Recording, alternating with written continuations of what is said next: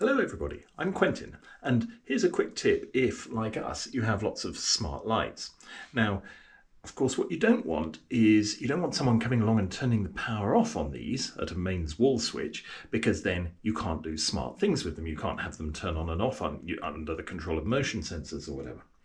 So we tend to wire all of these so that they're permanently powered. We get rid of the light switches, and we have things like this little Phillips tap switch here, which turns on and off the light, and essentially it's always powered. This is also useful if it's based on a Zigbee network, because then it can become part of the Zigbee mesh.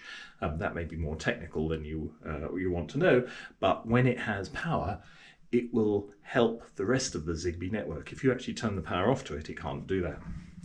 So the challenge is that very occasionally you do want to be able to turn the power off. If, say, something goes wrong with your hub and you have to actually have a manual light switch, or maybe you want to work on the circuit and you want to turn off the live, much better to do it at the fuse box, but nonetheless you may want to turn off the power for some reason. Perhaps you need to reset it, and for some Zigbee devices that involves turning it on and off several times, which can be quite hard if you no longer have a light switch. So what I've taken to doing is using these little switches that are intended for emergency lights. Now, these, you have a little key, you can put it in there, and you can turn on and off like that. But they work quite nicely because otherwise they're discrete and people aren't going to turn them off randomly or by habit or by accident as they come in and out of the room. And let's see if I can show you this.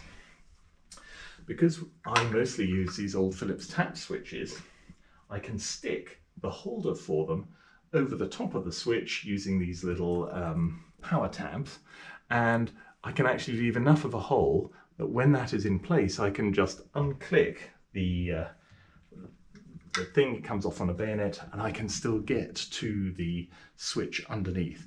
So that's a very neat arrangement. So there you go. I've just put the switch back on, but it just comes off as a bayonet like this. I can still turn the lights on and off here using this. And yet, if I want to turn it on and off at the mains, I can still see the little emergency switch thing underneath there. So it's very easy.